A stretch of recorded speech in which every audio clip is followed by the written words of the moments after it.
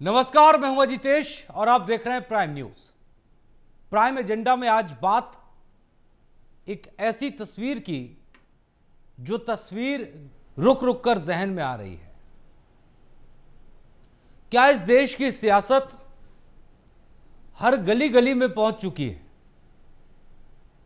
और सियासत में बात विकास की नहीं है, सियासत में बात शिक्षा की भी नहीं है, सियासत में बात इंसान के दो वक्त की रोटी की भी नहीं है, बल्कि सियासत का मतलब कुछ लोग अलग ही समझ रहे हैं। उस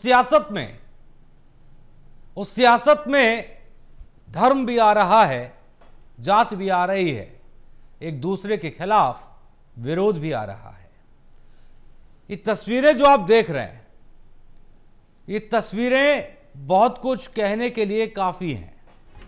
ज्यादा कुछ मुझे कहने की जरूरत नहीं है। बहराइच में जो हुआ, जो चल रहा है, वो हम सब के लिए एक नाकामी है। जब इंसानियत की बात होती है तो कैसे किसी की पूजा अर्चना, कोई विधि विधान, क्यों किसी को बुरा लगने लगता है? बहुत शर्म की बात है। और बात सिर्फ इतनी नहीं है, विरोध इतना हो जाता है कि एक व्यक्ति की जान भी चली जाती है। जिसने गोली चलाई, जिसके कहने पर चलाई, जिस मंशा के तहत चलाई और बहराइच में आग ही आग दिखने लग गई, उस शख्स से पूछने की जरूरत है कि कौन सी मानसिकता को लेकर वो आगे चल रहा है, उसको क्या मिला। बहराइच में दुर्गा पूजा विसर्जन के दौरान कुछ लोगों को विसर्जन खराब लगा या किसी बात को लेकर कहासुनी हुई, लड़ाई झगड़ा हुआ, गाली गलौज हुआ और उसके बाद गोली चल गई। एक व्यक्ति की मौत हो गई, रामगोपाल मिश्रा। अब जरा सोचिए कि उस परिवार पर क्या बीत रही होगी। खुशी के मौके पर, एक उत्सव के मौके पर उपद्रव। आप खुद से समझ सकते हैं कि आखिरकार हम कहां जा रहे हैं, किस ओर जा रहे हैं, क्या हासिल करके रहेंगे। सवाल बड़ा है। आज के प्राइम एजेंडा में इन्हीं सवालों के जवाब हम तलाशेंगे अपने खास मेहमानों के साथ। हमारे साथ खास मेहमान जुड़ेंगे जिनसे हम समझने की कोशिश करेंगे कि आखिरकार क्यों, कैसे, कब ये घटनाएं घट जाती हैं और उसके बाद शुरू होती है एक सियासत आरोप प्रत्यारोप की, सियासत वार पलटवार की, सियासत सत्ता में बने रहने की, सत्ता से बेदखल करने की। जो लोग जल रहे हैं, जिनका घर जल चुका है, जिन्हें डर है कि उनका घर जल जाएगा, जिन्हें इस बात की चिंता है कि घर में ही रहो, अगर निकले तो कुछ भी हो सकता है। कहां पर? अपने शहर में, जहां आपकी पीढ़ियां दर पीढ़ियां गुजर गई रहते हुए, उस घर में रहने में आपको अगर डर लगने लगे, सड़क पर जाने में डर लगने लगे, क्योंकि चारों तरफ आग ही आग, चप्पे चप्पे पर पुलिस है आपकी सुरक्षा के लिए, तो सोचिए मंजर क्या होगा। आप सब लोग जो प्राइम न्यूज देख रहे हैं, जो प्राइम एजेंडा देख रहे हैं, जरा सोचिए कि जब आप अपने घर में बैठकर टीवी देख रहे हैं, मेरे साथ जो मेहमान थोड़ी देर में मेरे साथ जुड़ेंगे, वो तसल्ली बख्श एक चर्चा मेरे साथ करने के लिए जुड़े हैं। अगर ऐसा माहौल हमारे चारों तरफ हो तो सोचिए कैसा लगेगा। बहराइच के लोग आज उसी सोच में हैं, उसी मानसिकता में हैं कि क्या करें। कौन वो शैतान है जो भाईचारे, में पूरी तरह से आग लगा देना चाहते हैं। कौन वो शैतान है जिन्हें एक तरफ पूजा विसर्जन, किसी की आस्था रास नहीं आ रही? कौन है वो? किसके इशारे पर ऐसा कर रहे हैं? ये वक्त क्या सवाल करने का है? कर लीजिएगा सवाल, आरोप प्रत्यारोप भी कर लीजिएगा, लेकिन जरा यह भी सोचिए कि फिलहाल हमें क्या करना चाहिए इस आग को बुझाने के लिए। तो आप अपनी स्क्रीन पर देख रहे हैं, दुकानें जल गई, घर जल गए, गाड़ियां जल गई, सड़क पर पेड़ पौधे नजर आते हैं वो नजर नहीं आ रहे हैं, इधर उधर जला हुआ सामान पड़ा नजर आ रहा है, आग की लपटें दिख रही हैं। कहीं कोई 10 लोग निकल रहे हैं, एक जगह आग लगा दे रहे हैं, कहीं कोई 15 लोग निकलकर एक दूसरे को मार पीट रहे हैं। उस परिवार से पूछिए जिसके घर का व्यक्ति चला गया, जो अब कभी नहीं लौटेगा, वो क्या कह रहे हैं? वो इंसाफ की मांग कर रहे हैं। वो कह रहे हैं हम इंसाफ दीजिए, उन लोगों पर कार्रवाई करिए जिन्होंने ऐसा किया। तस्वीर इस हद तक हो गई कि उत्तर प्रदेश के एडीजी लॉ एंड ऑर्डर तो सड़क पर उतरना पड़ा हाथ में पिस्टल लेकर। क्यों? क्योंकि सड़कों पर वो शैतान है जिन्हें ये समझ नहीं आ रहा कि वो क्या कर रहे हैं, किसके कहने पर कर रहे हैं, उससे हासिल क्या होगा, क्या कर लेंगे हासिल। लेकिन नहीं, ये सब कुछ चल रहा है, आपकी नजरों के सामने चल रहा है। हम सिर्फ समझने की कोशिश करेंगे कि इस बीच सियासत क्यों। ये वक्त जहां पर जो भाईचारा टूटा है या जो भी माहौल है उसे सही करने का है या फिर वार पलटवार, आरोप प्रत्यारोप का है, सियासत करने का। हम चर्चा करेंगे कि आखिरकार ये सब कर कौन रहा है, साजिश किसकी है, क्योंकि कोई भी चीज यूं ही नहीं घटती। उत्तर प्रदेश में हमने मुजफ्फरनगर का दंगा देखा, मुजफ्फरनगर के दंगे में कवाल कांड देखा, और सियासत तो वाह क्या क्या है, अजब ही सियासत है। यहां किसी की मौत भी हो जाए ना तो उसमें सियासत अपनी जगह ढूंढ ही लेती है, कैसे ना कैसे भी करके, कुछ भी करके। और अब चर्चा शुरू करेंगे अपने खास मेहमानों के साथ। हमारे साथ खास मेहमान जुड़ गए। हमारे साथ कुछ ही सेकंड में चंद्रमोहन चौबे जुड़ेंगे जो कि भारतीय जनता पार्टी के प्रवक्ता हैं। हमारे साथ हैदर अली जुड़ेंगे, समाजवादी पार्टी के नेता हैं। डॉक्टर सुधा मिश्रा जुड़ेंगे हमारे साथ, कांग्रेस की प्रवक्ता, और वेद भूषण शर्मा पूर्व एसीपी हैं दिल्ली पुलिस। इनकी अहम भूमिका है इस चर्चा में, क्योंकि ये दरअसल ये बता पाएंगे कि हम कह तो देते हैं कि जो इस वक्त वहाँ पर मौजूद पुलिस है वो असफल हो रही है, क्या दिक्कत हो रही है, इन तमाम चीज़ों को लेकर, लेकिन जो व्यक्ति वर्दी पहनकर उस समय खड़ा है उसको भी हमें समझना पड़ेगा, उसका माहौल समझना पड़ेगा, उसकी मानसिकता समझनी पड़ेगी। हाँ, लापरवाही हुई है, ये भी यहाँ पर है, उसका एक भी सवाल है कि आखिरकार ये लापरवाही क्यों हुई, कैसे हुई, किसने की। जो चीज़ वक्त रहते थामी जा सकती थी वो इतनी क्यों बढ़ गई जो अभी तक चली आ रही है। इंटरनेट बंद करना पड़ गया है बहराइच का, क्योंकि कुछ लोग, आप समझ रहे होंगे, कुछ लोग इंटरनेट का भी इस्तेमाल कर रहे हैं आग भड़काने के लिए, बुझाने के लिए नहीं, आग भड़काने के लिए कि वो देखो उसने तुम्हारे इतने लोग मार दिए, इतने लोग जला दिए, वो देखो उसने क्या कर दिया। और युद्ध जारी है। पिस कौन रहा है? पुलिस, क्योंकि पुलिस का काम है कानून व्यवस्था बनाए रखने का, और पुलिस पिस रही है, पुलिस झेल रही है। गलती भी कुछ पुलिस वालों की ही है। समय रहते सही इंतजाम होते, सही एक्शन होता तो ये रिएक्शन नहीं होता। उत्तर प्रदेश के मुख्यमंत्री योगी आदित्यनाथ ने संज्ञान लिया और तमाम अधिकारियों के साथ बातचीत की, खास चर्चा की और उन्हें निर्देश दिए। उत्तर प्रदेश के पूर्व मुख्यमंत्री अखिलेश यादव ने ट्वीट करके आरोप लगाए, सवाल कर दिए। राहुल गांधी से लेकर प्रियंका गांधी तक ने इस पर सवाल किए। चलिए खास चर्चा शुरू करते हैं। हमारे साथ खास मेहमान जुड़ गए और अब मेहमान आपकी स्क्रीन पर, जैसा कि मैंने आपको बताया था, एक बार फिर से बता देता हूं। हमारे साथ चंद्रमोहन चौबे हैं, प्रवक्ता हैं बीजेपी के, आपका बहुत बहुत स्वागत है। हैदर अली है, समाजवादी पार्टी के नेता, आपका बहुत बहुत स्वागत है हैदर अली जी।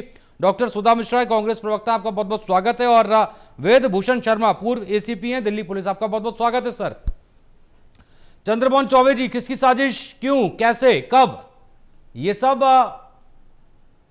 मतलब एक गुजरा जमाना हो गया था उत्तर प्रदेश में देखे हुए। लगता था मुजफ्फरनगर के दंगे याद आते थे और लगता था चलिए कोई नहीं, ये ऐसे कैसे बहराइच के अंदर? अजितेश जी, निश्चित तौर कि 2017 के बाद कभी भी मुजफ्फरनगर नहीं हो सकता उत्तर प्रदेश में, ना अलीगढ़ हो सकता है दंगा, ना मेरठ का दंगा, ना लखनऊ का दंगा। दंगा मुक्त उत्तर प्रदेश है। हाँ, निश्चित तौर पर बहराइच में जो घटना घटित हुई है वो बहुत ही निंदनीय है और बहुत ही दुखद है, और जो लोग भी उसमें दोषी होंगे उनके ऊपर सख्त से सख्त कार्रवाई होगी। और ये हम तब कह नहीं रहे, 2017 के बाद इस उत्तर प्रदेश में सबने देखा है, यहाँ पे मुजफ्फरनगर नहीं बनने दिया गया, यहाँ एक पक्षीय कार्रवाई नहीं हुई है। हाँ। यहाँ पे जो उसके ऊपर सख्त से सख्त कार्रवाई हो रही है। हाँ। यदि इसमें प्रशासन की चूक हुई है तो आपने देखा होगा प्रशासन के स्तर पर कई पुलिस के लोग जो भी इसमें दोषी पाए गए, प्रारंभिक तौर पर उनको जो है उनको निलंबित कर दिया गया है। हाँ, यही ना, अगर ये मामला बढ़ता ही नहीं चौबे जी, अगर ये मामला उस तरह से बढ़ता ही नहीं कि जब कुछ घटना घटी और उसके बाद खबर ये कि लाठीचार्ज शुरू हो गया और लाठीचार्ज सिर्फ और सिर्फ जो दुर्गा पूजा समिति थी उन लोगों पर हो गया, तो जाहिर सी बात है उधर से भी रिएक्शन आ गया, एक तरफा कार्रवाई पहली वजह बनी। नहीं अजितेश जी, बिल्कुल आप जो इसमें कहीं ना कहीं चूक तो हुई है, और चूक हुई है इसीलिए जो वहाँ के प्रशासनिक लोग थे, चाहे लोग थे, उनके ऊपर प्रारंभिक कार्रवाई हुई है, इसमें कहीं कोई संदेह नहीं। और निश्चित कि आप जब फिर कह रहे हैं ये जो है मुजफ्फरनगर नहीं बनेगा, जब किसी मंत्री के कहने से जो है सचिन और गौरव के हत्यारों को जो है थाने से छोड़ दिया जाएगा, उनके ऊपर एफआईआर नहीं होगा।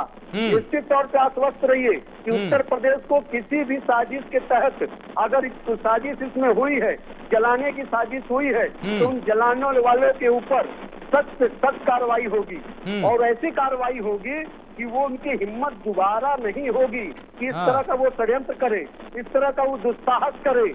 आप आश्वस्त रहिए अजितेश जी। माननीय योगी, मैं तो सर आश्वस्त हूँ, इंटरनेट बंद है बहराइच का, हम तो अपने जो हमारे संवाददाता है उनसे फोन पर बात कर पा रहे हैं, उनसे तो हम लाइव भी नहीं ले पा रहे हैं, ना कुछ ज्यादा तस्वीरें उनसे मंगा पा रहे हैं वहाँ क्या चल रहा है क्या नहीं चल रहा है। नहीं देखिए, प्रारंभिक दौर में लोग जो है हर प्रकार का प्रशासन अपनी व्यवस्था करता है कि किस प्रकार से शांति बनाए रखे, अफवाह न फैले, लोगों तक जो है गलत, क्योंकि देख इसमें जो है अगर आप देख रहे होंगे तो कुछ शरारती तत्व जो है इसमें जो है आग और झोंक आग बढ़ाना चाहते हैं। वो इसमें इसको दंगे को बढ़ाने के लिए किस प्रकार से लोगों के बयान आ रहे होंगे ये आप भी देख रहे हैं। तो एहतियातन के तौर पे प्रशासन ने जो है इसके ऊपर जो भी कार्रवाई ली है, कार्रवाई कर रही है। हाँ। तो वो निश्चित रूप से वो अच्छे के लिए कर रही है। अब वो तो पूछेंगे ना, देखिए जाहिर सी बात है चंद्रमोहन चौबे जी, अगर अखिलेश यादव पूछ रहे हैं, प्रियंका गांधी पूछ रही हैं कि आखिरकार ये बड़ी लापरवाही है, प्रशासन की लापरवाही, शासन की लापरवाही होती है, तो वो तो पूछेंगे। आप 2017 के पहले का जिक्र करते हैं तो मुजफ्फरनगर दंगे का जिक्र करते हैं ना, ऐसे ही वो कर रहे हैं, वो तो पूछेंगे, कमी देखने को मिली, माहौल खराब है, वो तो कहेंगे ना। देखिए, सूप तो सूप, अगर चलनी जिसमें 72 छेद हो तो वो बोले तो उनके ऊपर शोभा नहीं देता। आतंकवादियों को जो है अपने मुख्यमंत्री आवास पर बुलाकर उनको जो है प्रोत्साहित करना, उनको इनाम देना, आतंकवादियों पर से मुकदमे वापस लेना, आतंकवादियों के लिए रोना, पटला हाउस इनकाउंटर याद है ना, किस प्रकार से लोग रो रहे थे, तो फिलहाल वो तो जो है इस प्रकार की बात न करें, क्योंकि उनपे शोभा नहीं देता। उनके समय में दंगा उत्तर प्रदेश जलता था, ये सवाल तो वो करेंगे, देखिए, और एक तरफा और आप सवाल करने से सर, बड़ी बात अजितेश जी, आप ये भी नहीं कह सकते कि सवाल आप मत कीजिए भाई, विपक्ष में वो सवाल करेंगे। गलती यहाँ पर प्रशासन की है, सामने आई चीजें अभी तक चल भी रही है। देखिए ना, एडीजी को उतरना पड़ा सड़कों पर पिस्टल लेकर, बहुत मतलब आप समझिए किस तरह का माहौल होगा। मेरे हिसाब से जो तस्वीरें हमारे पास आ पा रही थी, जो हम ले पाए, उससे ज्यादा माहौल खराब होगा। चौबे जी, छोटा सा रिएक्शन दीजिए, फिर सुधा जी के पास आ रहा हूँ। हाँ नहीं अजितेश जी, बिल्कुल हमारा प्रशासन, हम प्रशासनिक लोग नहीं चाहते ना कि मुजफ्फरनगर की तरह यहाँ पे दंगा हो।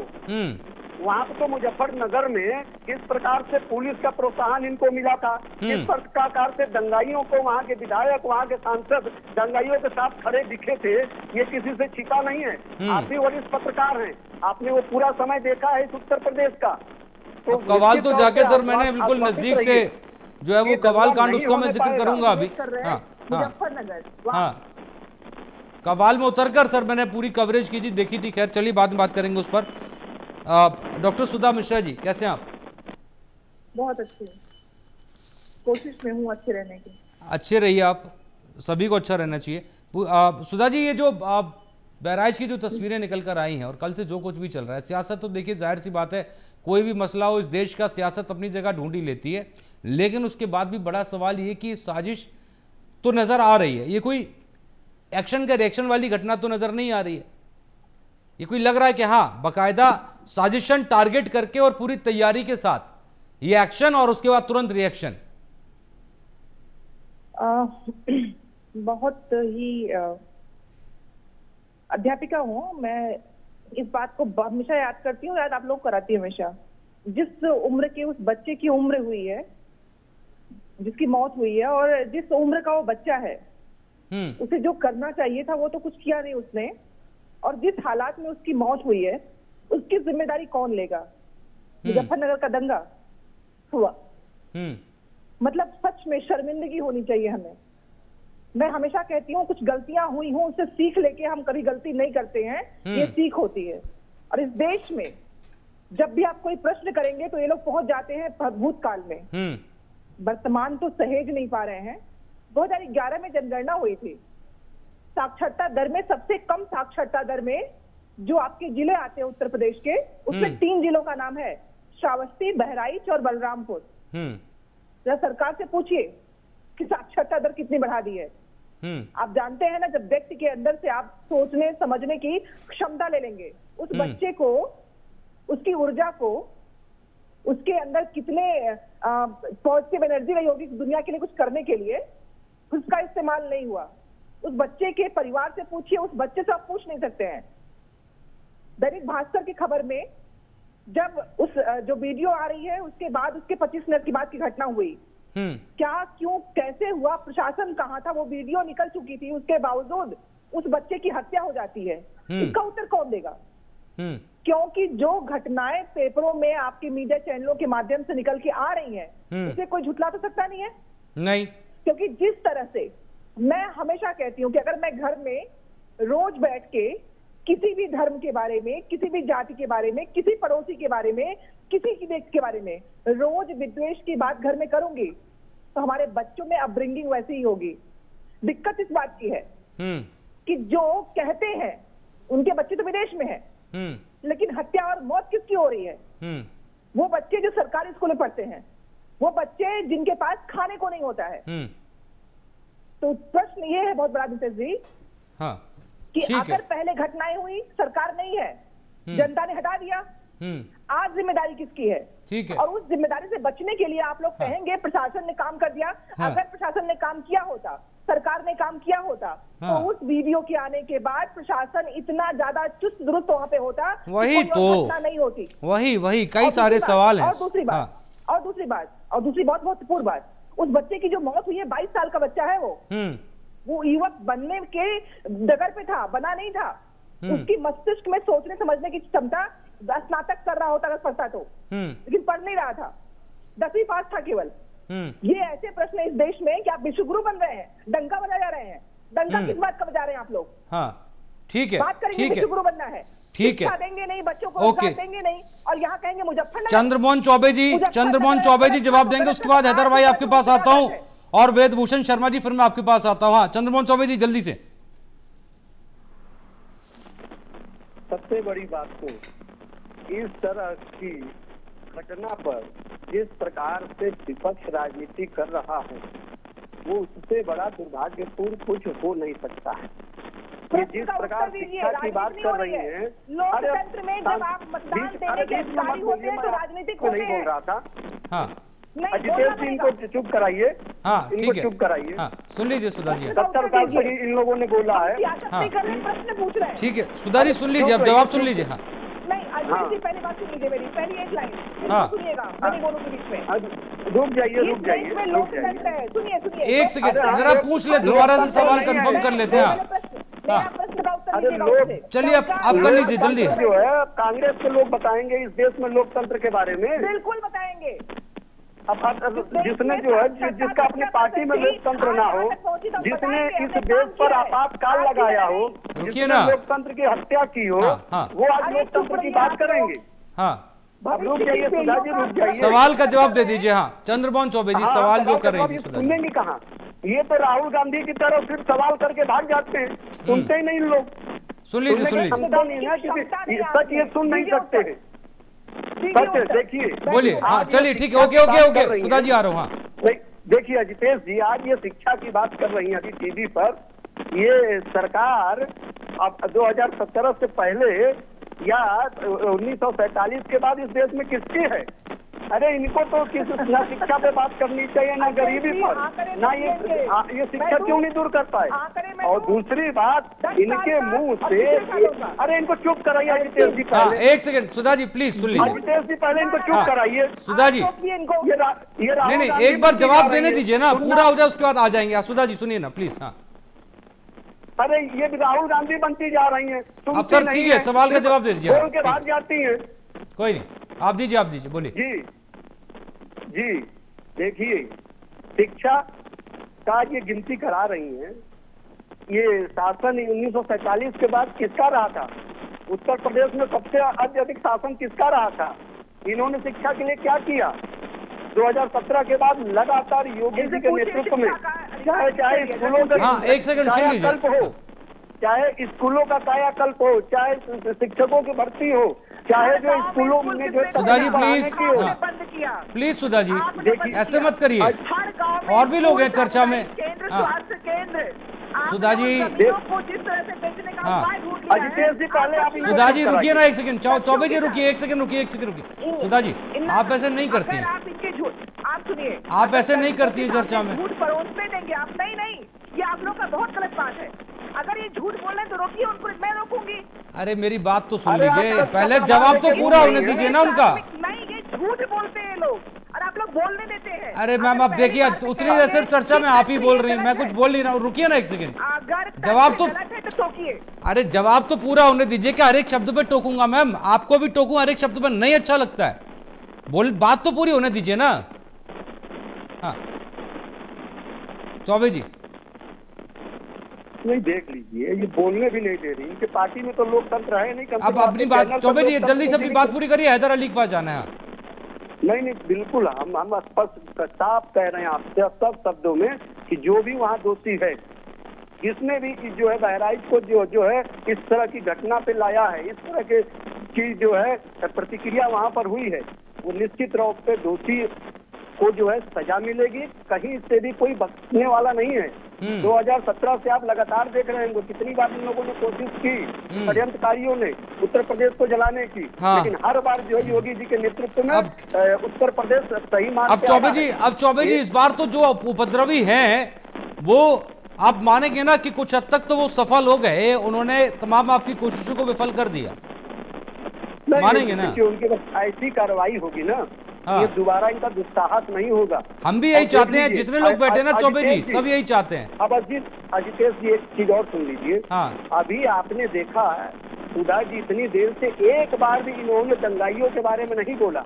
क्या इस देश में जो है हिंदुओं को दुर्गा विसर्जन का अधिकार नहीं है? हाँ। क्या इस देश में हिंदुओं को अपना हैदर अली जी, त्योहार मनाने का हाँ। अधिकार नहीं है? हाँ। उनके ऊपर ये विसर्जन करने जा रहे थे, हाँ। उनके ऊपर हमला जिन लोगों ने किया, जिन लोगों ने फायर किया, हाँ। इनका इन्होंने मेरा कंसर्न सिर्फ इतना है सर कि हमला किन लोगों ने किया। शब्द भी बोला इन हाँ, लोगों ने। मेरा कंसर्न ये है कि हमला किन लोगों ने किया। जाहिर सी बात है, सुनिए ना चौबे जी, आपकी बात से मैं कह रहा हूं, मेरा कंसर्न ये है कि हमला किन लोगों ने किया इसकी पहचान होनी चाहिए, लेकिन हमला हो क्यों किया इसकी भी बात होनी चाहिए। हैदर अली जी, ओवर टू यू। आप काफी देर से सुन रहे हैं, और सबसे पहले तो चूंकि अभी तक आप मेरे साथ चर्चा में बैठ रहे इतने दिनों से, आज मैंने कुछ नया देखा, मुबारक हो आपको। अब आप बोलिए।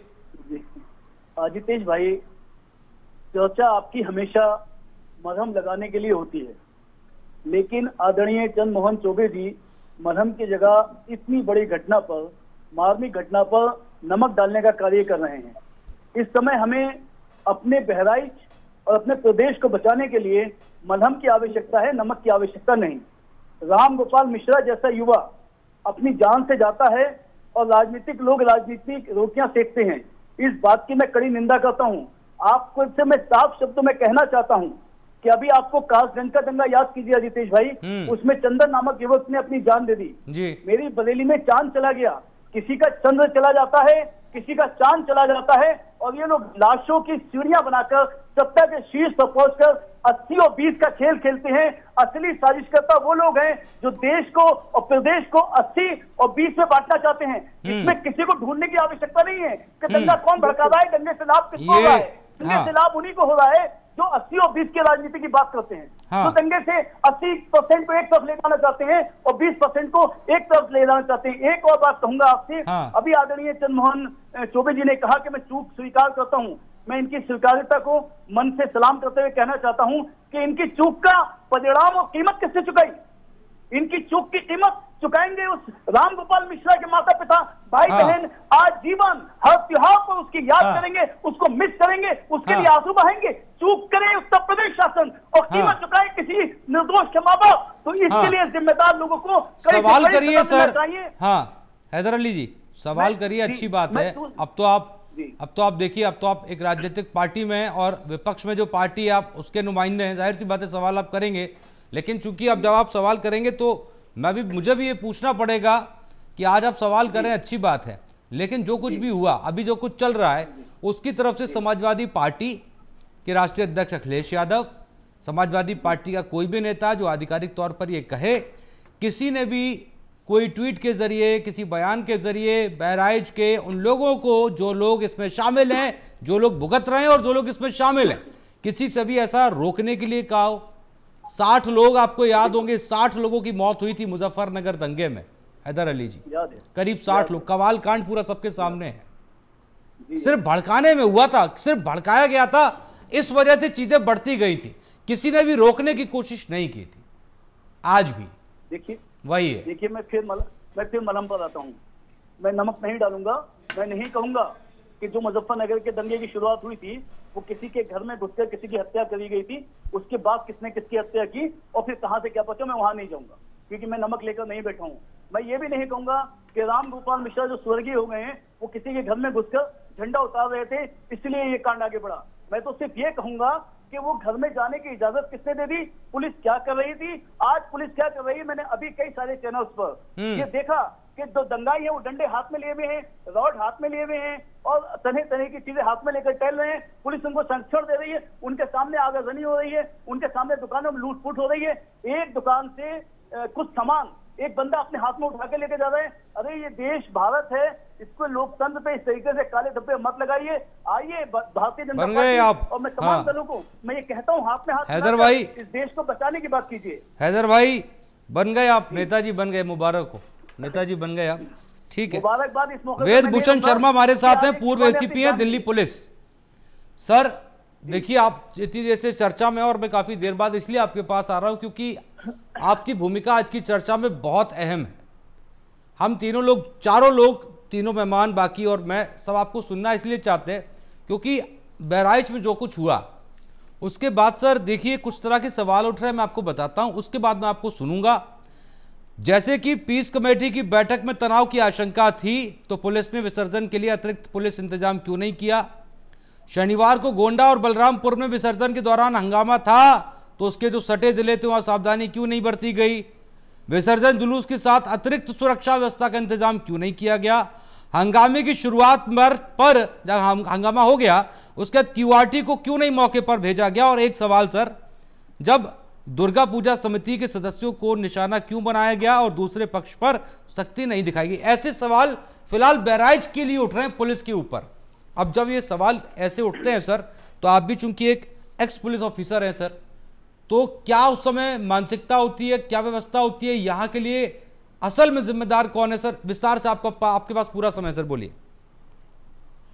देखिए अजितेश जी, इस देश के अंदर दंगों का इतिहास रहा है आजादी के बाद से, और खासतौर से उत्तर प्रदेश, अलीगढ़, कानपुर, लखनऊ, बुलंदशहर, मेरठ, मुजफ्फरनगर, तमाम जिले हैं जहां पर हिंदू मुस्लिम दंगे हुए। ये नहीं पहली बार दंगा नहीं हुआ है, और दंगा होना कोई अच्छी बात नहीं, मैं सपोर्ट नहीं करता किसी भी दंगे को, चाहे वो दिल्ली के अंदर हिंदुओं के एक जुलूस के ऊपर दंगा हो, गणेश चतुर्थी के अंदर जो है मुंबई के अंदर, त्रिपुरा के अंदर वहां पर दंगे किए जाएं गणेश चतुर्थी के ऊपर, मैं उनको बिल्कुल सपोर्ट नहीं करता हूं, किसी भी रूप में सपोर्ट नहीं करता हूं। दंगे हैं, उनसे किसी का भला नहीं हो सकता। अब सवाल यह है कि दंगा क्यों हुआ, बहराइच दंगा, इसकी वजह बताई जा रही है एक म्यूजिक सिस्टम जो तेज आवाज में था। इस देश की सबसे बड़ी अदालत ने तय किया है कि कितना म्यूजिकल का जो स्टैंडर्ड्स है, डेसिबल है, मस्जिद में जब बजेगा लाउड स्पीकर कितना होगा, मंदिर में बजेगा कितना बजेगा, 10 बजे तक पब्लिक प्लेस में लाउड स्पीकर विद परमिशन बजाना अलाउड है। तो ये दंगे तो बिल्कुल शाम के टाइम हुए, तो ये यदि किसी का ऐतराज था मुस्लिम पक्ष का कि लाउड स्पीकर की आवाज बहुत तेज है, तो पुलिस प्रशासन की जिम्मेदारी थी कि उनको बताया जाता, एसडीएम को बताया जाता कि यहाँ पर म्यूजिक बहुत तेज बजाया जा रहा है। कोई अश्लील गंदे जांच तो उस पर हो नहीं रहे होंगे गाने, यदि किसी ने रिकॉर्ड किए तो उनको भेजना चाहिए था कि यहाँ अश्लील गाने या इस धार्मिक जुलूस के अंदर इस तरह की चीजें वहां भड़काने वाली की जा रही हैं। ये दंगों का एक बहुत लंबा इतिहास है, इसलिए हम कह रहा हूँ। और ये नहीं कि हिंदू मुस्लिम हुए, लखनऊ जहां आप बैठे हुए हैं वहां तो शिया सुन्नी का इतिहास रहा है, और वर्ल्ड में शिया सुन्नी के दंगे हुए, क्या उसके लिए भी हिंदू जिम्मेदार है? अब मैं आता हूं दूसरे परिप्रेक्ष्य में। अब आप आप हिंदुस्तान से बाहर निकल के चलिए, मैं यूनाइटेड नेशंस में, एक साइप्रस एक कंट्री है, उसमें मेरी पोस्टिंग रही है। मैं अमेरिका से यूएन में मुझे सिलेक्शन हुआ था, वहां पर 2 पक्षों के बीच में विवाद था, एक ग्रीक क्रिश्चियंस थे, दूसरे टर्किश मुस्लिम थे। 1954 से 2/3 पर टर्किश मुस्लिम्स में वहां पर कब्जा कर रखा हुआ है। उसमें हम जैसे यूनाइटेड नेशंस में पुलिस ऑफिसर्स, आर्मी ऑफिसर्स वहां शांति बनाए रखने के लिए जाते हैं। अब यूनाइटेड नेशंस तो पूरे वर्ल्ड को कैटर करती है, उसमें आपको ताज्जुब होगा, ना हो तो तमाम जितने पैनलिस्ट हैं गूगल करके देख लें, वहां एक पक्ष मुसलमान है, बुद्धिस्ट हैं तो वहां मुसलमान है, क्रिश्चियन है तो मुसलमान है, हिंदू है तो मुसलमान है। मुझे ज्ञान बताएं कि ये ऐसा क्या है इस बिरादरी के अंदर, कौन सी मदरसों के अंदर कौन सी साइंटिफिक पढ़ाई करी जाती है? अभी जो मैडम मिश्रा बोल रही थी, पढ़ाई के ऊपर बोल रही थी, कितना अच्छा बोल रही थी, मदरसों में कितना अच्छा ज्ञान दिया जाता है, वो तमाम को इस दिल्ली के और यूपी के, मैं यूपी का ही रहने वाला हूँ, मुझे पता है कितने कंप्यूटर, कितने साइंटिफिक, वहां से कितने IAS IPS उन मदरसों को पढ़ने के बाद निकलते हैं। तो ये केवल ये आइडेंटिफाई कर देना, और ये कांग्रेस के, जो मैं राजनीतिक आदमी नहीं हूँ, पर मैं यदि हजारों नहीं लाखों FIR हिंदुस्तान में दूंगा, इस दिल्ली राजधानी की दूंगा, जहां महीनों तक कर्फ्यू लगे रहते थे, तो दामन किसी का साफ नहीं है कह के उन्होंने हमारे टाइम में सब कुछ ठीक था, हमने शिक्षा में क्रांति ला दी, हमने बहुत बड़ा एक आविष्कार कर दिया कि बिल्कुल गंगा जमुना तहजीब बिल्कुल आ गई है, ऐसा नहीं है। अभी मैं आपको एग्जांपल देता हूं, अभी कुछ दिन पहले हमास और हिजबुल्लाह जो कि टेररिस्ट आउटफिट है, वर्ल्ड में यूनाइटेड नेशंस ने डिक्लेयर कर रखा है। हिंदुस्तान के हमारे मुस्लिम भाई जो भाईचारे वाले क्या कर रहे थे, रो रहे थे हिजबुल्लाह के लिए और हमास के लिए, जो टेररिस्ट आउटफिट है। तो मानसिकता कहीं ना कहीं इसके लिए जिम्मेदार है। लॉ एंड ऑर्डर का जहां तक संबंध है, तमाम जितने पैनलिस्ट बैठे हैं, क्या मुझे बता सकते हैं कि कितनी फोर्स उस दिन डिटेल थी? किसी के पास कोई जानकारी हो, कितनी QRT थी, कितने वहां SHO थे, कितनी वहां फोर्स थी? किसी के पास कोई ज्ञान नहीं है, केवल यहाँ बैठकर अपनी राजनीति को चमकाना हाँ। और उल्टे सीधी बात करके अपनी बात को पूरा कर देना। ठीक है सर, अब एक किसी का हाँ, कोई फायदा नहीं होगा, हाँ। ना उत्तर प्रदेश का फायदा होगा, हाँ। ना बहराइच का फायदा होगा। हाँ। जो तमाम जो विषय है हाँ। ये राजनीतिक विषय बनाने की कोशिश की जाती है। हाँ। प्योरली एक ठीक है। एडमिनिस्ट्रेटिव इशू है, लॉ एंड ऑर्डर का इशू हाँ। है और इसको लॉ एंड ऑर्डर के तरीके से डील किया जाएगा। तो हाँ। थोड़ा धैर्य बनाए रखें, जवाब जरूर देगी पुलिस। जिस पुलिस पर आप उंगली उठा रहे हैं वही पुलिस आपको बचाती है। कांग्रेस के टाइम में कहीं पाकिस्तान से या सऊदी से पुलिस नहीं आई थी, यही पुलिस उस टाइम थी, यही पुलिस है और यही पुलिस जवाब देती है जब एक्शन लेती है। अभी दिल्ली के अंदर आपको पता है 7600 किलो ड्रग्स पकड़ी गई है। अब आप पुलिस को कहेंगे ये अपने घर से थोड़ी ना ले आए। तो तमाम चीजें समग्रता से नहीं, सवाल ये नहीं था सर। हाँ। परेशानियां हो सकती हैं। ठीक है, वेदभूषण शर्मा सर, परेशानियां हो सकती हैं, हाँ। उनके अपने दर्द हो सकते हैं, परेशानियां हाँ। हो सकती हैं, तो वो एक अलग इशू है, उसको अलग कर दीजिए। परंतु वेदभूषण शर्मा जी, एक ये ऑर्गेनाइज थे दंगे, ये हाँ। बहराइच के दंगे बिल्कुल ऑर्गेनाइज तरीके से किए गए थे। अचानक दंगे नहीं होते हैं। आपको याद है सीए एनआरसी के दंगे हुए, अयोध्या के दौरान दंगे हुए, वो अचानक नहीं पैदा होते। बिल्कुल सर, सवाल तो यही है ना वेदभूषण शर्मा सर, सवाल ये कि अगर ये ऑर्गेनाइज्ड दंगे थे तो एलआईयू की भी जिम्मेदारी होती है, आईबी की जिम्मेदारी, कुछ ना कुछ तो सर इनपुट मिला था, उस हिसाब से इंतजाम होने चाहिए। बिल्कुल, मैं आपकी बात से एग्री करता हूं। मैं आपको 1 मिनट लूंगा केवल आपको। हाँ। हम सब लोग अमेरिका यूरोप का एक एग्जांपल देते हैं कि वहां इतनी अच्छी लॉ एंड ऑर्डर है। वहां के एक्स प्रेसिडेंट ट्रंप के ऊपर 2 बार हमले हो गए, जान से माल बचे। वहां क्या इंटेलिजेंस नहीं है? सब कुछ होता है, उसके बावजूद भी आप सोच रहे हैं कि बहराइच के बाद दंगे नहीं होंगे हिंदुस्तान में? होंगे, जरूर होंगे। और पुलिस अपने हिसाब से, ये तो सिस्टम अपने हिसाब से उसका जवाब देगी और कार्रवाई होगी। केवल धैर्य बनाए रखें, केवल भड़काने से या केवल उल्टी सीधी बात यहाँ पर बताकर चले जाने से किसी का कोई फायदा नहीं होगा। ठीक है। तो ज्ञान है उसको पहले तैयारी के साथ है, तब वो ज्ञान बांटें। शिक्षा के ऊपर मैडम मिश्रा को बताएं कि किस तरह से शिक्षा हमारी सुधर सकती है, वो बताएं कि किस तरह से मुस्लिम भाइयों के मदरसों में जाकर वहाँ पढ़ाने की व्यवस्था करें। ठीक है, doctor Sudha Mishra, over to you. मुझे पता आपने पूरा होमवर्क कितनी देर में ही कर लिया है। नहीं बिल्कुल, नहीं बिल्कुल। सर को प्रणाम करते हुए सर ने अपनी बातों में दोनों चीज कंट्राडिक्ट कर दी। शिक्षित होना चाहिए, चाहे मदरसा हो, चाहे वो विद्यालय हो, चाहे वो जहां भी। अगर इतनी इंफॉर्मेशन पुलिस के पास रहती है तो वो कंप्यूटर जब्त क्यों नहीं किए जाते? वहां से सब लोग तैयार होकर निकल जाते हैं और हम लोग देखते रहते हैं। तो ये भी फेल्योर है हमारे समाज का। दूसरी चीज, मदरसों में सब चीजें हो रही हैं, बंद कराइए, फिर प्रूफ दे दीजिए, खत्म हो जाएगा काम, ये मसला ही खत्म हो जाएगा। दूसरी बात सर, मैं बिना चाहे, मैंने कहा कांग्रेस हो कोई सरकार हो, गलतियां होती हैं। अगर आज आप कह रहे हैं कि उस समय किया गया था वेल प्लान, तो आज भी वेल प्लान है। अगर उस समय पुलिस काम कर रही थी तो आज भी क्यों नहीं कर पाई, तब क्यों कर पाई, नहीं कर पाई? सर होता क्या है ना, बहुत आसान होता है। अगर दिल्ली में ड्रग्स मिल रहा है तो गुजरात में खेत मिल रहा है, लेकिन कुछ नहीं हो रहा है। दिक्कत इसी बात की है। मैं उस बच्चे की बात इसलिए बार बार कर रही हूँ, मैं पढ़ाई की बात कर रही हूँ। देश में मुगल बहुत पहले थे, अंग्रेज आए थे, अंग्रेजों ने बहुत कुछ किया, उसके बाद देश स्वतंत्र हुआ। और अगर ये कांग्रेस की सरकार बोलती कि इतने सालों तक अंग्रेज ने हमारे देश को चूस लिया, खत्म कर दिया, हम कुछ नहीं कर पाएंगे। 10 सालों से इस देश में यही हो रहा है। अरे जो चीज नहीं हुई उसे खत्म करके बेहतर करते ना आप एक लंबी लकीर खींचते, लेकिन नहीं, आप वही 10 साल से एक बात रिपीट करते। सर जब रहे होंगे तो सर की पढ़ाई, सर का सिलेक्शन, सर ने यूपीएससी की तैयारी की होगी, सर सेलेक्ट हुए होंगे, सर ने उस समय ही पढ़ाई की थी, उस देश की स्वतंत्रता में ही पढ़ाई की होगी, सब स्कूल में गए होंगे, तो चीजें बेहतर होती चली गई। ऐसा नहीं कि नहीं हो रही थी। लेकिन दिक्कत किस बात की है कि 10 साल से आपने जिस सरकार के साथ हम बैठे हैं, जो हमारे भी प्रधानमंत्री हैं, आपके भी हैं, इनके भी हैं, लेकिन 10 साल से सिर्फ एक बात, कांग्रेस ने क्या नहीं किया, जो नहीं किया आपको करना था, आपने नहीं किया। आज अगर पहले मुजफ्फरनगर हुआ था, आज भी वही हो रहा है। वो बच्चा जो जिसका नाम अभी हम लोग ले रहे हैं, मैं नाम नहीं ले रही हूँ, वो स्वर्गीय हो चुका है। उस बच्चे को अगर प्रॉपर इंजीनियरिंग, डॉक्टरी या कुछ और कर रहा होता, उस भीड़ का वो हिस्सा कैसे होता? बच्चे अपने होमवर्क कर रहे होते, पढ़ाई कर रहे होते, उस भीड़ में कहाँ पहुंचता? वो छत पे चढ़ के कैसे झंडा उतार रहा था? झंडा उतारते हुए रेलिंग टूट जाती है, देखा आपने वीडियो? उस बच्चे के अंदर ये बातें कहाँ से आई? इसका उत्तर कौन देगा? आखिर अगर मदरसों में जो चीजें हो रही हैं, कहीं और भी तो हो रही हैं, दोनों जगह से हटाइए। ये है हमारे बच्चों को भविष्य चाहिए अच्छा, चंद्रमोहन चौबे जी को ये भविष्य नहीं चाहिए। मैं इससे प्रश्न खड़ा कर रही हूँ। और अगर ये प्रश्न खड़ा करना गलत है तो हम लोगों के वर्तमान में पेरेंट होने पे सच में शर्म आनी चाहिए। कि आने वाली फौज को हम इस उन्माद में रख रहे हैं और फिर भी हम कह रहे हैं कि हम सही हैं, हम गलत हैं। अगर कहीं भी बुराई होती है तो कहीं भी हो रही हो, वो गलत है और गलत की स्वीकार्यता अगर समाज में नहीं है, अगर इसमें हिंदू मुस्लिम है तो शर्म आनी चाहिए हमें, माना होने की। चंद्रमोहन चौबे जी, ओवर टू यू। अगर वहां पे खराब तो यहाँ भी खराब। ठीक है सुधा जी, ओके ओके। जी जी, अभी इन्होंने कहा कि हमारे समय में बहुत अच्छी पढ़ाई थी, बहुत अच्छा माहौल था, सब कुछ सही था। तो ये बताइए, उल्टी सीधी जो आप बता रही हैं कि सारी जो है दंगा भड़काना, लोगों को उकसाना, लोगों को लड़ाना भारतीय जनता पार्टी की सरकार 10 वर्षों में आई है तो हो रहा है। सुन लीजिए, बीच में आप क्यों बोल रही हैं? सुधा जी एक बार प्लीज पहले सुनिए तो। हाँ, बीच में आप क्यों बोलती हैं? मैंने एक बार किसी पार्टी का नाम नहीं लिया है। हाँ ठीक है, आप सुन लीजिए एक बार। ठीक है, ठीक है। नहीं, आप 10 वर्षों से आपकी सरकार नहीं है, 10 वर्षों से हमारी सरकार है। हाँ। तो आप अगर कटाक्ष कर रही हैं तो हमारी सरकार पे कर रही हैं। ठीक है, ठीक है ना?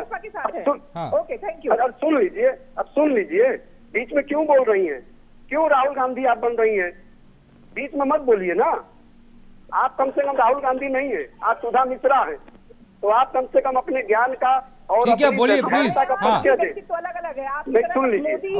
Okay Sudha ji please. हाँ ठीक है, चंद्रमोहन चौबे जी बात पूरी करिए। हाँ देखिए, सबसे पहले अगर शिक्षा की बात अगर हो रही तो आपको हम बता रहे हैं 2014 से पहले इस भारतवर्ष में मात्र जो है 746 विश्वविद्यालय थे और आज 1176 विश्वविद्यालय बने हैं। ये मेडिकल कॉलेज जो है यहाँ पर 350 थे और आज 750 से अधिक मेडिकल कॉलेज बने हैं। एम्स जो है 6 थे और आज 22 एम्स है। खैर छोड़िए, शिक्षा के मामले में ये कहीं नहीं समझते। इन्होंने जो 70 सालों में किया वो हमने 10 वर्षों में इनके जो है दुगना कर दिया। खैर चलिए, छोड़िए। ये बताइए, अब रुक जाइए ना, बीच में मत बोलिए। आप ही सिर्फ सच नहीं बोलती है, अब दूसरे को भी थोड़ा सच बोलने दीजिए। ये बताइए, ये दंगा क्या भारतीय जनता पार्टी 1906 में भी थी क्या? 1947 में जो पूरा भारतवर्ष जला था, कलकत्ता जला, पूरे देश में दंगा हुआ, उस समय क्या भारतीय जनता पार्टी ने कराया था? क्या भारतीय जनता पार्टी ने उनको दंगा की शिक्षा दी थी? इस देश का बंटवारा क्या भारतीय जनता पार्टी ने कराया था? मैं वापस नहीं जाना चाहती हूँ। नहीं, आप वो कह रही हैं आगे की बात हो तो ज्यादा अच्छा है। आज की नहीं, आगे की बात, हाँ, रुक जाइए। अब आगे की बात ये कह रहे हैं कि अभी, अब रुक जाइए ना, बीच में क्यों बोल रही भाई आप बोल रही थी तो हम सुन रहे थे कि नहीं?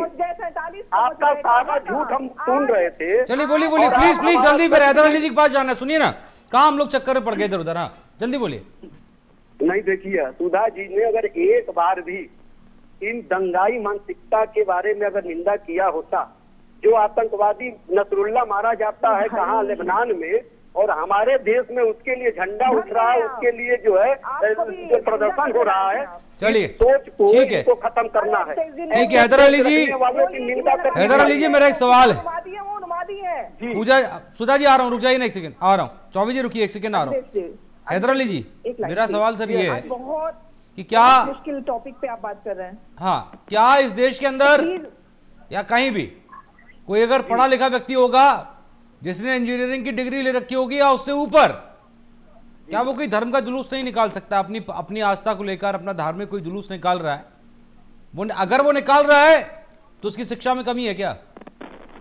नहीं, बिल्कुल नहीं अजितेश भाई, बहुत साफ मन से कह रहा हूं कि हर किसी व्यक्ति को अपने धर्म के अनुसार भारतीय संविधान को ऊपर चलते हुए जुलूस निकालने का अधिकार है।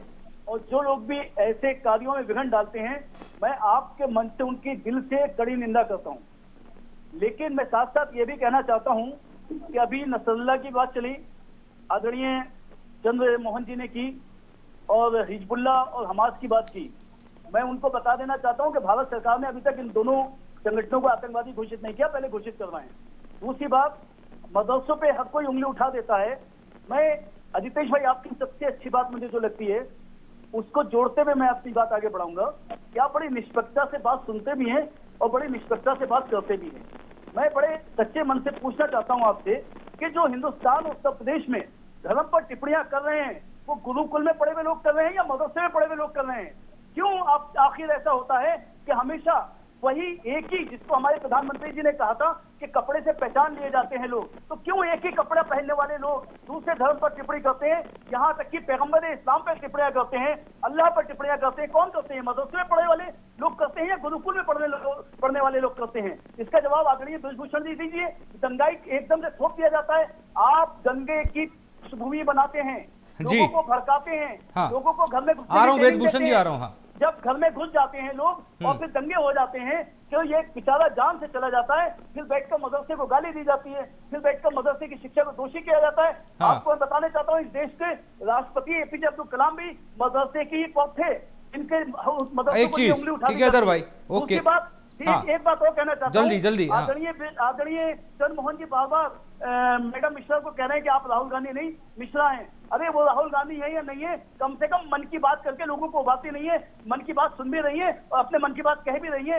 ये कहने से पहले सोच लीजिए कि हैदर भाई ठीक है, देश को कौन उबारा है। हैदर भाई एक चीज देखिए, नरसिंहानंद क्या कह रहे हैं? गलत कह रहे हैं। मैं कहता हूं गलत कह रहे हैं। चौबे जी भी कहेंगे उनको ऐसा नहीं कहना चाहिए। ठीक है सर, नहीं, हमारे योगी जी ने सुनिए भी ना, कहा है। सब कहेंगे ऐसा नहीं कहना चाहिए, लेकिन आप सोचिए इंतहा इस हद की है, बार बार वही आती ना बात, एक्शन के रिएक्शन। देखिए नरसिम्हानंद ये कह रहे हैं, लेकिन आप विरोध कर रहे हैं, बहुत सारे लोग विरोध कर रहे हैं, मैं भी विरोध कर रहा हूं, सब विरोध कर रहे हैं, ऐसा नहीं कहना चाहिए। लेकिन हैदर भाई बोलना इस पर भी चाहिए, जब कोई माफिया मठाधीश को एक कर देता है, जब कोई प्रयागराज में होने वाले कुंभ में कहता है कि एक ट्रेन गांजा पल चला जाए तो भी खत्म हो जाएगा, तब भी बोलना चाहिए। 100% यदि कोई किसी के धर्म पर विरोध तब भी करना चाहिए, तो उसकी भारत के लोगों को, भारत के किसी के धर्म पर, किसी की आस्था पर किसी कोई ठेस पहुंचाने का अधिकार किसी को नहीं है। वेदभूषण Sharma ji, over to you sir. देखिए अजमेश जी, मैं पहले क्लियर कर देना चाहता हूँ, यूनाइटेड नेशंस जो ऑर्गेनाइजेशन है, हिंदुस्तान उसका हिस्सा है, बड़े बड़े कंट्री उसका हिस्सा है। उसमें अभी जो बात आ रही थी हिजबुल्लाह और हमास को लेकर, वो एक टेररिस्ट आउटफिट है और यूएनओ ने डिक्लेयर कर दिया जिसका कि हम हिस्सा है। हिंदुस्तान अलग से इस दुनिया का हिस्सा नहीं है, वो उस पर एंडोर्स कर चुका है, पूरी दुनिया एंडोर्स कर चुकी है, क्योंकि ये कंट्री नहीं है अपने आप में, ये टेररिस्ट आउटफिट है। और हिंदुस्तान इसके लिए कितनी बार हमारे यहाँ से जा चुका है कि टेररिस्ट आउटफिट है। पहले तो मैं क्लियर कर दूं, उनके दिमाग में शायद ये है कि हिंदुस्तान ने लिखकर नहीं दिया है, हिंदुस्तान यूएनओ का हिस्सा है, यूएनओ ने डिक्लेयर कर रखा है पूरे वर्ल्ड में कि ये टेररिस्ट आउटफिट है और इसके खिलाफ तमाम तरह की जंग वहां पर आप देख रहे हैं, अभी तमाम तरह की बातें उनका निकल कर आती। जहां तक मदरसों का संबंध है, मैं फिर बता रहा हूँ, मैं उत्तर प्रदेश का रहने वाला हूँ और दिल्ली में रहता हूँ। दिल्ली में आप बता सकते हैं कितने गुरुकुल हैं? दिल्ली में कुल पूरे दिल्ली के अंदर चार गुरुकुल हैं, वो भी लड़खड़ाती हुई हालत में है, लड़खड़ाती हुई हालत में है। कोई सरकारी अनुदान उस आयोग उस पर नहीं चल रहे हैं। यूपी के अंदर जब मदरसों की बात आई, सरकार, उत्तर प्रदेश सरकार ने उस पर एक्शन लिया तो कितना बवेला हुआ कि सरकारी जो उनको मलाई मिल रही थी उनको अलग कर दी जाए, उनको हटा दिया जाए, उनको चिन्हित किया जाए। इतना बड़ा हंगामा हुआ। वक्फ बोर्ड के लेकर जो अभी कानून आ रहा है, जिसके पीछे आज भी बैठक हुई है पार्लियामेंट के अंदर, उसको लेकर कितना हाय बवेला है। तो ये जो बवेला करने के लिए ये झगड़ा ही करना है। और जहां तक संबंध है पुलिस का, पुलिस अपना जो काम करती है वो बिल्कुल अपने कानून के हिसाब से करती है, क्योंकि हमारे हाथ बंधे हुए हैं। जो सामने टेररिस्ट या तमाम लोग हैं उनके हाथ खुले हुए हैं। आप पुलिस को कितना भी गाली दे सकते हैं, पर पुलिस आपको टेलीविजन, मैं तो रिटायर्ड आदमी हूँ, मैं इसलिए बोल सकता हूँ, आम कोई पुलिस वाला टेलीविजन पर आकर बोल नहीं सकता, क्योंकि उसको मनाही है कंडक्ट रूल के हिसाब से। थोड़ा धैर्य बना के रखें। उत्तर प्रदेश का जो शासन है, मैं कंपेयर करूंगा तो बहुत सारी बातें आपको बता सकता हूँ। एनसीआरबी का डाटा मेरे पास मौजूद है, तो इसलिए केवल पुलिस पर लाछन लगा के निकल जाना ठीक है। हैदर अली जी, ओवर टू यू, काउंटर करिए इसको। चंद्रमोहन चौबे जी, मैं आपके पास आ रहा हूँ। कोई स्टैंडर्ड हो तो बताया कितनी पुलिस वहां होनी चाहिए थी। देखिए, मैं आज के उत्तर प्रदेश की जो राजनीति है उसके ऊपर एक शेर कहना चाहता हूँ। मैं हूँ सियासत शोला नवाई मुझे पसंद, और मेरी फितरत में आए आग लगाए रखना। कि आग लगाकर राजनीतिक लाशों पर अपनी राजनीतिक रोटियां सेकने का इन्होंने जो परंपरा बना रखी है, भारतीय जनता पार्टी के लोगों ने, उनको इस बात से बचना चाहिए। कौमी एकता और विकास की बात करना चाहिए। विकास के 4 काम गिना नहीं पाते हैं और लाशों पर लाशें बिछाकर। अब मैं पूछना चाहता हूँ भी आदरणीय परम आदरणीय ब्रिजभूषण जी ने, इन्होंने पुलिस में सेवा की है, हमारे देश की सेवा की है, और इनको हम सैल्यूट करते हुए पूछना चाहता हूँ कि ये बताएं कि उस बच्चे की लाश का जिम्मेदार कौन है? कौन उसके माता पिता के आंसू पोंछेगा? और कौन कासगंज के बता दीजिए सर, जल्दी से बता दीजिएगा सर। उसका चौबे जी आपके पास आ रहा हूँ। क्यों नहीं ऐसे लोगों के खिलाफ बड़ी कार्रवाई होती है? जो हुआ है बिल्कुल नहीं होना चाहिए था। किसी भी धर्म का बच्चा हो, सब हमारे बच्चे हैं, नहीं होना चाहिए था। पर इस चीज का आकलन होगा, जो उसके जिम्मेदार होंगे उनके खिलाफ एक्शन होगी। फिर चौबे जी ओवर टू यू, काउंटर जल्दी से। खिलाफ पुलिस एक्शन लेती है, पुलिस को उनको गन डाउन एनकाउंटर करती है, अरेस्ट करती है, तो फिर बिलबिलाना मत, रोना मत उनके लिए। पुलिस वालों ने एक्शन क्यों लिया? गलत आदमियों को अरेस्ट कर लिया, बड़े बड़े वकील खड़े होंगे टेलीविजन पर आकर रोएंगे। दोषों के साथ चंद्रमोहन जी ने बताया था, मैं नाम नहीं लेना चाहता, जब इस तरह की चीजें आती है तो बड़े बड़े पार्टी के लोग रोते हैं, गलत आदमी को अरेस्ट कर लिया, एनकाउंटर गलत। ठीक है चौबे जी ओवर टू यू, जल्दी से जवाब दीजिए। सुधा जी फिर आपके पास आ रहा हूँ, हैदर भाई फिर आ रहा हूँ। आखिरी में चल रहे हैं हम चर्चा के आखिरी पार्ट पे। चौबे जी ओवर टू यू। निश्चित तौर पर अजितेश जी, जो भी इसमें दोषी होगा उसके ऊपर सख्त से सख्त कार्रवाई होगी, और आप देखिएगा कि ऐसी कार्रवाई होगी कि फिर उनका दुस्साहस नहीं होगा। और रही बात सुधा जी की बातों पे, हमें बड़ा दुख हो रहा है, बड़ा कष्ट हो रहा है कि सुधा जी जो हिंदू धर्म के लोग हैं, जो पूजा पाठ में जाते हैं, पंडाल में जाते हैं, दुर्गा विसर्जन में जाते हैं, उनको बोलती हैं कि ये पढ़े लिखे लोग नहीं हैं। लेकिन जो लोग नहीं ऐसा नहीं बोला, में जाते हैं, जो लोग दंगा करने जाते हैं, दंगाई बनते हैं, वो कहाँ पढ़ते हैं? उनकी पढ़ाई क्या कहाँ हो रही है? सुधा जी एक बार सुन तो लीजिए प्लीज, बार बार ऐसा क्यों लगता है? मैं टोक रहा हूँ ना सुधा जी, रुक जाइए प्लीज। हाँ मैं टोक तो रहा हूँ, आप रुकिए ना। हाँ चौबे जी बोलिए। झूठ बोलेंगे आप, शर्म आती है? अरे अभी आपने कहा था कि इनको शिक्षा नहीं मिल रही है, इसलिए ये सब पूजा पंडालों में जा रहे हैं, इसलिए ये सब दुर्गा विसर्जन में जा रहे हैं।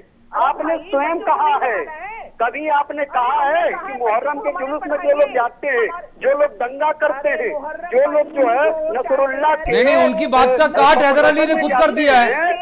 चौबे जी उस बात का काट तो हैदर अली जी ने खुद कर दिया ना। मैंने पूछा तो था उनसे कि पढ़ा लिखा आदमी जुलूस में नहीं जाता है क्या? उन्होंने बोला जाता है, बिल्कुल जाना चाहिए। हमारे देश के भविष्य बच्चे ना हम सुधा जी से सवाल करेंगे ना। सुधा जी बोल रही थी, इनको बोलते हुए जरा भी शर्म नहीं आई कि इन्होंने दुर्गा विसर्जन में जाने के लिए, दुर्गा पंडाल में जाने के लिए, हिंदू धर्म अपना त्योहार मना रहा है, चलिए तो वो अनपढ़ है, समय नहीं है सर, लिखा नहीं है। हाँ समय नहीं है। सुधा जी 20 सेकंड में करिएगा फाइनल कमेंट प्लीज। 20 सेकंड, सिर्फ 20 सेकंड में।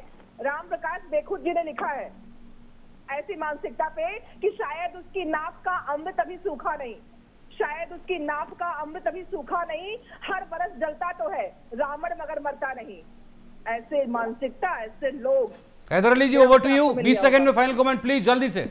मैं 10 सेकंड में एक शेर को रिपीट करना चाहता हूँ कि कोई राम कहता है, चौबे जी आप भी शेर तैयार कर लीजिए। हाँ आग न लगाओ हमारी खून की धाराओं में हिंदुस्तान बहता है। इस हिंदुस्तान पे विकास के मार्ग पर ले जाने की राजनीति कीजिए, इस हिंदुस्तान को लाशों के मार्ग पर ले जाने की राजनीति बंद होना चाहिए। तो देश सेवी हो, देश सेवी। जय। ठीक है चौबे जी ओवर टू यू, जल्दी।